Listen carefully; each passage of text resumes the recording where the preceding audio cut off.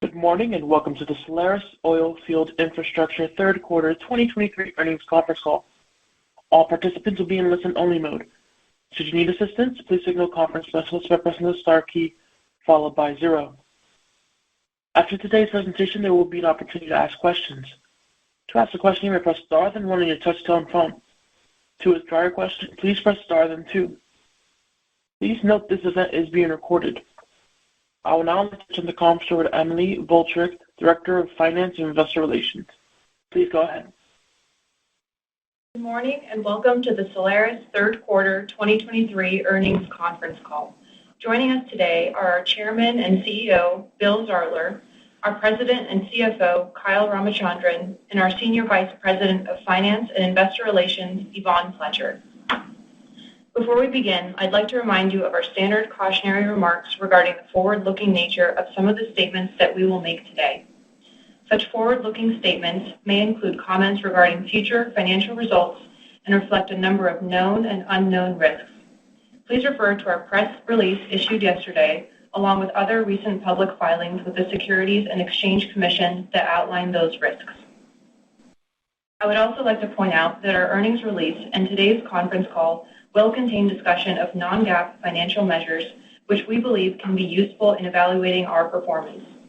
The presentation of this additional information should not be considered in isolation or as a substitute for results prepared in accordance with GAAP. Reconciliations to comparable GAAP measures are available in our earnings release, which is posted in the news section on our website. I'll now turn the call over to our Chairman and CEO, Bill Zartler. Thank you, Emily, and thank you, everyone, for joining us this morning. The Solaris team executed strongly and safely during the third quarter with total Solaris system count flat sequentially, despite a bottoming of market activity. We generated over $23 million in adjusted EBITDA in the third quarter, and our capital spending rate declined 20% sequentially to $17 million, resulting in another quarter of positive free cash flow. We returned $5 million to shareholders through dividends under our enhanced shareholder return framework, marking our 20th consecutive quarter of dividend payments and over $150 million returned to shareholders since 2018.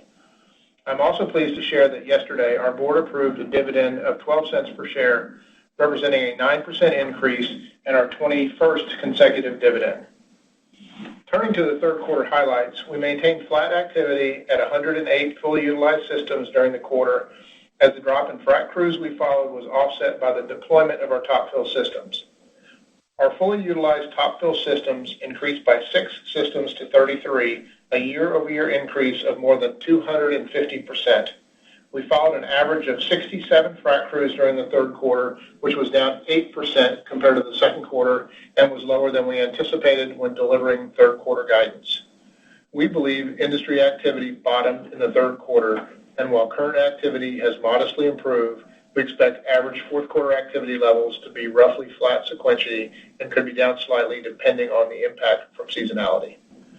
As we look into 2024, we expect activity to improve from current levels, and we plan to be ready for it. Independent of overall activity levels, operators will continue to push for increased efficiencies and reduce per well drilling and completions cost. Solaris has an innovative culture that has allowed us to meet and play a role in driving several of these efficiencies for our customers. Our current maintenance and upgrade program is a large part of that. During the third quarter, we took advantage of the market softness to do proactive maintenance on our fleet, which did result in some extra costs during the quarter. This maintenance involved upgrades and standardization of equipment to ensure Solaris is prepared to respond quickly to anticipated activity improvement with the highest level of system reliability and functionality. This proactive maintenance program is currently tapering, and we expect to enter 2024 with the ability to service roughly 100 frac fleets with our upgraded sand systems, of which 60% could have multiple Solaris systems. And should the market demand it, we have additional 40 systems that could receive similar upgrades and to be deployed with customers. The continued performance of our new technology was a highlight of the third quarter. We deployed 6 additional fully utilized top fill systems with the auto blend utilization flat, which means nearly 55% of the frac crews we followed have at least 2 different Solaris systems on them. This was up from over 40% during the second quarter. Our top fill design has established Solaris as the largest provider of belly dump compatible well site sand storage in the lower 48. Using our top fill system, our customers benefit from higher truck payloads and faster unloading times, resulting in fewer trucks and drivers needed to supply well sites and ultimately lower cost. Our system is not only unique in its redundancy, but can also be supported by multiple electric power sources. While our top fill new build program is wrapping up in the fourth quarter, we continue to see opportunities to deploy more systems. We expect to end the year with roughly 58 top fill systems in the fleet. We had 33 fully utilized in the third quarter, which was below our deployable capacity as a number of units went through our upgrade and maintenance program. This leaves us with room to increase utilization as we continue to see interest for these units from both new and existing customers across multiple basins. We expect our fully utilized top fill system activity to improve over the next few quarters as more units become available. As our growth capital spending for top fill units slows down in the fourth quarter, our total capital expenditures will decrease. As a result of this, we expect to generate significantly more free cash flow during the fourth quarter and throughout 2024. As we've said before, generating and providing shareholder returns have always been paramount to Solaris' strategy.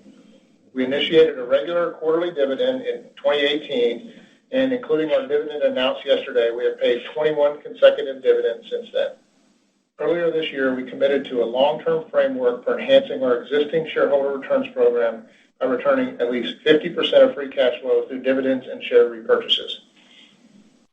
As part of this enhanced returns framework, we raised our dividend twice to 12 cents from 10.5 cents, reflecting a 14% year-over-year increase. The second component of this program was the initiation of a $50 million share repurchase authorization, of which we have repurchased $26 million worth, or approximately 3 million shares to date. I'd like to summarize by highlighting that our results so far in 23 are showing success in our differentiated strategy of growing our earnings and return per frac crew we service. While we pulled forward our upgrade and maintenance program in the third quarter, we expect these temporarily higher costs to somewhat mitigate and are excited about the healthy outlook to continue to deploy incremental equipment to the market. We expect our profitability and free cash flow to trend higher as we expand our offerings per well pad and benefit from our equipment upgrades. With that, I'll turn it over to Yvonne for a more detailed financial review. Thanks, Bill, and good morning, everyone. I'll recap our third quarter financial results. We generated nearly $70 million of revenue, adjusted EBITDA of over $23 million, and free cash flow after asset sales of $6 million. We returned $5 million to shareholders and used excess cash to reduce our revolving credit facility borrowings by $6 million. Revenue in the third quarter declined 10% sequentially due to a decline in lower margin ancillary services activity, as we saw some rebundling of last mile services by pressure pumpers. System revenue was essentially flat from the second quarter as additional top fill system deployments offset the headwinds in completions activity and an outsized decline from certain spot exposed customers. As a result, our total fully utilized system count was 108 systems, which was flat from the second quarter. The softness in frac activity drove an 8% decrease in the average number of frac crews we followed compared to our guidance for a 5% decline, which was offset by a 22% increase in top fill deployments. For comparative purposes, the average lower 48 rig count was down roughly 10% sequentially. Adjusted EBITDA declined 13% sequentially as contribution from ancillary services declined, and we incurred additional costs to enhance and maintain our systems. Excluding the impact of lower ancillary services contribution, adjusted EBITDA declined 6%. As Bill described earlier, we took advantage of the temporary market softness to complete system upgrades and maintenance. These upgrade and maintenance efforts give us capacity to meet anticipated incremental demand with the highest level of service quality. On a per frac crew followed basis, our contribution margin, excluding ancillary trucking services, was essentially flat sequentially at approximately $1.6 million on an annualized basis and has grown over 40% year over year as we have significantly expanded our equipment presence and capital invested per frac crew we are on. We believe our per frac crew profitability should benefit from additional deployments of top fill systems moving forward as the last of the new builds and the systems rolling off reefer become available. Our contribution margin per fully utilized system when excluding ancillary trucking services was down 7% sequentially to approximately $1 million per system on an annualized basis, driven primarily by the higher cost referenced previously. During the third quarter, ancillary services margin of approximately $1 million was down sequentially and contributed approximately 4% of total gross profit. The decline in ancillary services margin in the third quarter was driven by a 35% decline in tons hauled due to lower underlying frac activity, a less favorable job mix, and an increase in equipment mobilizations to support maintenance and enhancements. Turning to cash and shareholder returns, operating cash flow during the quarter was $21 million and reflected a $1 million use of cash from working capital. After total capital expenditures of $17 million and $2 million of asset sales, free cash flow after asset sales was a positive $6 million in the quarter. We used excess cash to pay down $6 million on our revolving credit facility. We ended the quarter with $3 million in cash and $37 million borrowed under our credit facility after repaying the $6 million on a revolver. Including availability under our revolver, we ended the third quarter with approximately $41 million of available liquidity. Our year-to-date operating cash flow after asset sales was $66 million and covered our year-to-date dividends of $15 million by more than 4 times. In addition to the regular dividend, operating cash flow also covered the majority of our $55 million in capital expenditures after asset sales. We borrowed on our facility during the first half of 2023 primarily to fund $26 million of opportunistic share repurchases and remaining capital expenditures not covered by operating cash flow. The accelerated return of cash to shareholders in the first 6 months of the year was a result of our confidence in the continued free cash flow generation that we expect to increase significantly in the fourth quarter and into 2024. We expect to continue using excess cash towards strengthening our balance sheet and shareholder returns. With that, I'll now turn the call over to Kyle to discuss our outlook. Thanks, Yvonne, and good morning, everyone. I'll start today by sharing our fourth quarter guidance and give a preliminary outlook on 2024.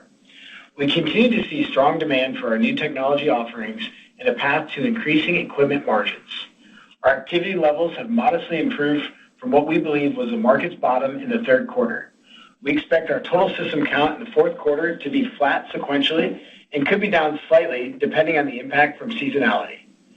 Absent any significant customer mix changes, we expect fourth quarter contribution margin per fully utilized system to be flat, excluding the contribution from ancillary trucking services. As our maintenance spending begins to normalize, we should see a decrease in cost per system, which could potentially be offset by the impact of seasonality.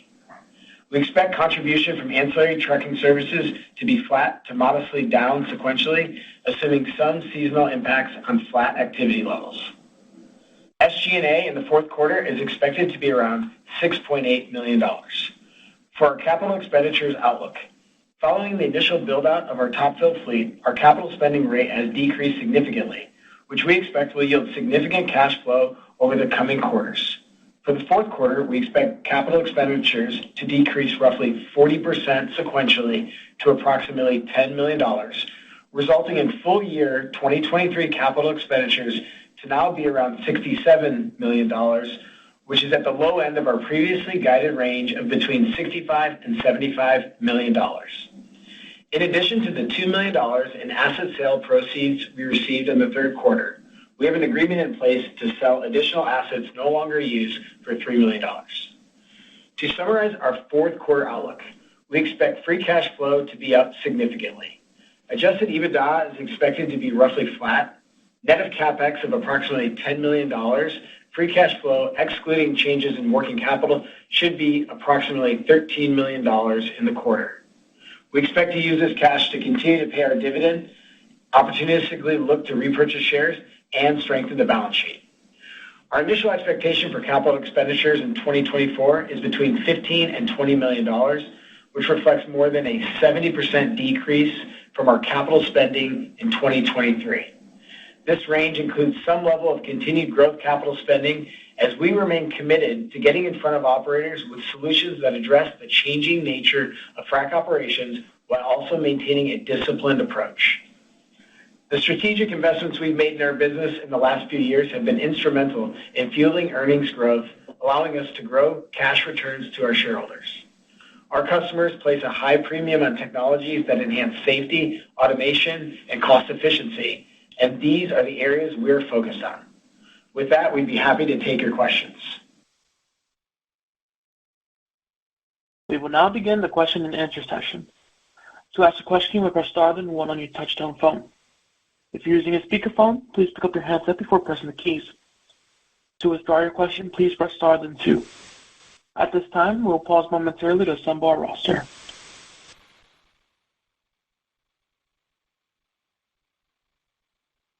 Our first question will come from Luke Lemoine with Piper Sandler. You may now go ahead. Hey, good morning. You guys have had really good tech adoption, even in a falling market this year. If I look this year and just kind of do the simple system per frac fleet follow, this has increased kind of from 1.4 to 1.5 to 1.6. Bill, you talked about you have capacity to follow 100 fleets with upgraded systems. And this question might be a bit tough since there are a number of variables, but where do you think system per frac fleet followed could kind of head over the, maybe next 12 months to year-end 24, as you have systems that can be deployed? I think it depends on the denominator here. So if we can put all 100 to work, it's 1.6 plus the blenders. If in fact we're seeing frac rebound by 10, 15, 20% next year, and you've got 80, 85 systems, I think we'll have higher utilization out of the top fills than we will our full systems count, so that you'll see that closer to 1.7, 1.8 if I do the division right. So I think it sort of trends on really how many we put to work. We're slowing down the spending on top fills, so that that's limited to the 58 we've got in the that'll be manufactured by the end of the year at this point. Okay. And then Bill, I think you said, yeah, that makes sense. Yeah, I mean, multiple variables there. I think you said you added 6 top fill systems and you were running 33 in 3Q, but I think that was just running 33. You had more because you talked about being at 58 by year end. How many do you currently have or have at kind of September 30th? Just under 55, so maybe 53 at the end of September. And yeah, we're wrapping up the manufacturing plan here in the fourth quarter. In the third quarter, there were a fair number of systems that did come in for some upgrades. There's just the context here, and we had it in the prepared remarks. This business or this offering, is very nascent, but yet we've really manufactured at a rapid rate to meet market demand. And like any other new product, there's certain components that as we've run the system out in the field, we've realized there's some upgrade opportunities to enhance reliability, throughput, et cetera. So we've kind of working through that in the third quarter and a little bit in the fourth quarter, such that by the end of this year we feel like we'll be in a position where the availability of those systems will be higher, allowing us to drive that 33 fully utilized number up. Yeah, and you got to remember the 33 is a fully utilized number on a trailing basis. So as we've been making and releasing them, we're catching up to that.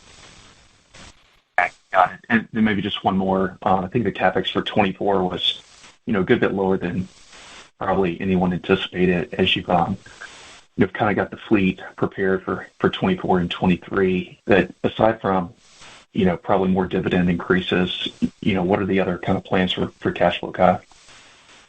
Yeah, I mean, as we announced yesterday, we're very excited to continue to show per share dividend growth. We've got, I think $37 million of debt on the balance sheet as of the end of the quarter. We'll continue to use free cash flow to trim that balance down. And then obviously opportunistic buybacks worked well in the first half of the year, and we'll continue to evaluate those opportunities. There's a lot of opportunity to reload the balance sheet. Obviously we came into this program with a significant amount of cash on the balance sheet, which allowed us to really hit the ground hard in terms of developing and manufacturing the top fills. Reloading the balance sheet we think is prudent, whether it's organic or inorganic opportunities that come across the transit. Yeah, and Luke, our R&D effort is ongoing, and we're continuing to evaluate stuff. And I think at times we'll seize the opportunity when we find a product line that really seems to work like this, and we'll continue to try to innovate and find better ways to improve our customers' operations. Yeah, perfect. Thanks for the time. Thanks, Luke.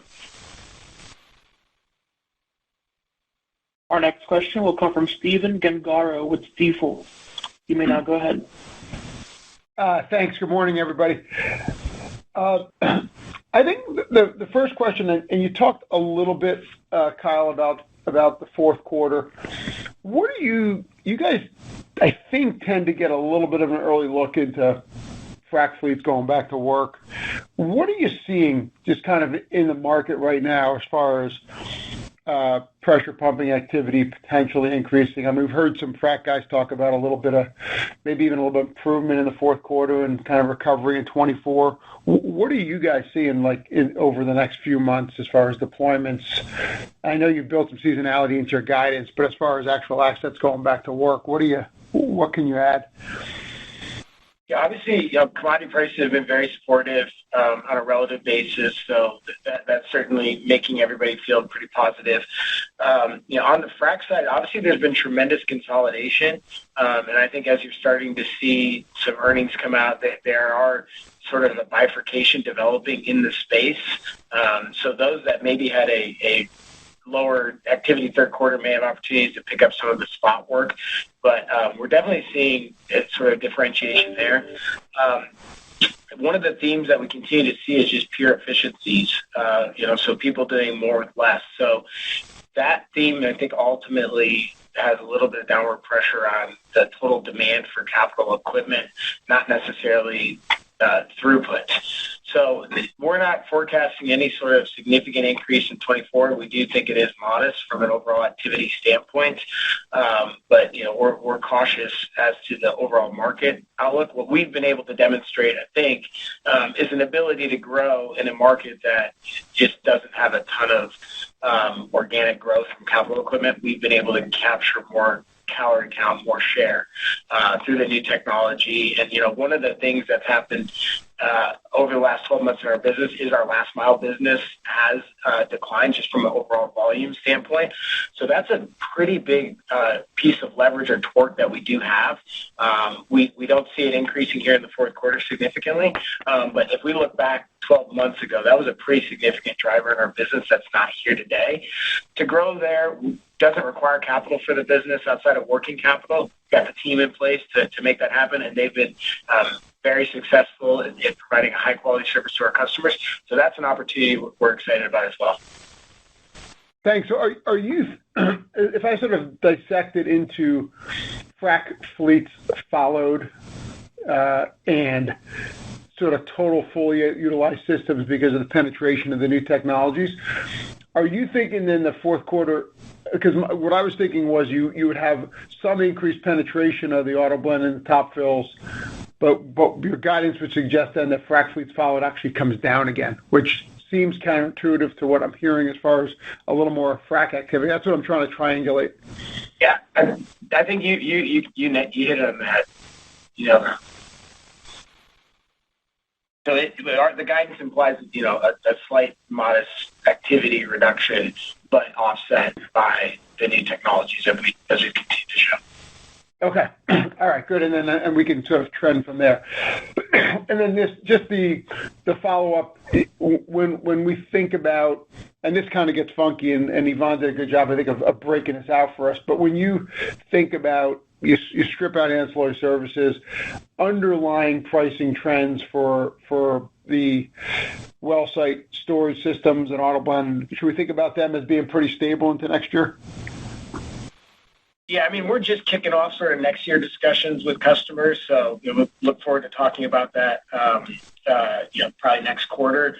But as we mentioned in the prepared remarks, we are deploying significant OpEx and CapEx into the systems to bring them up to the next level of standard. So I think that message is resonating with customers, but obviously those discussions are very fluid. Great.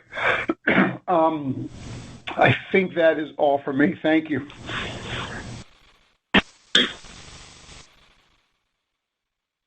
Our next question will come from John Daniel with Daniel Energy Partners. You may now go ahead. Thank you. Good morning. Just one for me. Bill, you touched briefly on R&D in response to Luke's question. Are there any interesting ideas or concepts that you guys are kicking around today? And if so, how quickly could you bring one of those to market? There are always interesting ideas. The question is whether they're commercial or not, John. And yeah. we tend to wait till we're really ready to talk about them.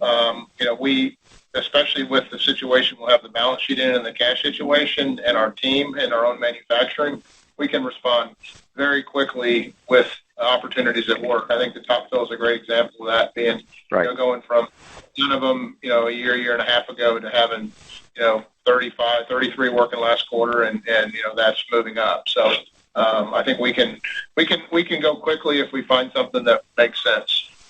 Okay. Maybe a different way to look at it, John, is if you look at the CapEx guidance of $15 to $20 million, maintenance CapEx for us is typically $10 to $15 million a year. So that suggests there is growth CapEx in the budget for next year. Okay. And as you have ideas that come to fruition, how often are those ideas being brought to you by customers saying, we've got a problem, how do you help us fix it, versus you guys identify? I'm just trying to get a sense for how much customers bring to you in terms of opportunities. I think it's mixed. I'd say it's probably a quarter to a half maybe coming from customers. The other part are coming from our pretty experienced engineering and R&D team. I know we're working on a couple right now that have more customers' ideas. Okay. Thank you. I appreciate your time. Again, if you have a question, please press star then one. Our next question will come from Don Crist with Johnson Rice. You may now go ahead. Morning, guys. I wanted to kind of follow up on the demand. As you have deployed more kind of top fill systems, it feels like your demand is stabilized and is getting more stabilized as people move towards more belly dump systems. Can you just talk about kind of customer pull through and kind of your base load of demand now? It feels like it's not really moving around with the rig count the way that it used to in the past. Can you just expand on that a little bit? If I think I understand the question right, we do have customers that have adopted the top fill and are very happy, and that will be a continued part of their program for at least the future we can see. Most of those customers were existing Solaris customers, but several were not, that have decided that this is their better long-term solution with the combination of our silos and the top fill unit. So, I think the market is we've seen stable by most of the majors, with some are a little lower and some are slowly increasing, but you've had some pretty decent swings in the private operators, and the spot activity levels have been fairly volatile in the market over the last year. And so I think that's driving maybe some of the swings that are less predictable. Well, I guess the genesis of my question was, it feels like in past quarters you were much more influenced by rig count and frac crew counts, but it feels like you're a lot less impacted these days given your increased offering. Yeah, I think we're penetrating with more revenue and margin per frac fleet. Number followed is probably pretty close to the market within some band. Okay, I appreciate the color. Thanks. Excellent. Our next question will be a follow-up from Stephen Gengaro with Stifel. You may now go ahead. Thanks. Just a quick one. When you think about consolidation among the E&Ps and what we've seen recently, anything specifically or in general that impacts your share opportunities?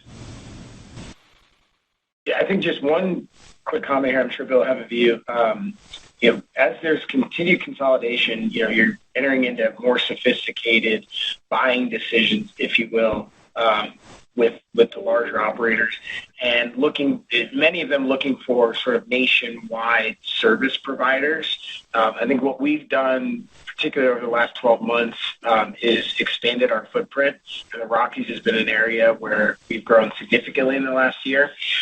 So through consolidation, I think we continue to be seen as a lower 48 service provider. We're not a regional-based provider for a small sort of operation. So I think that in some ways plays to our favor.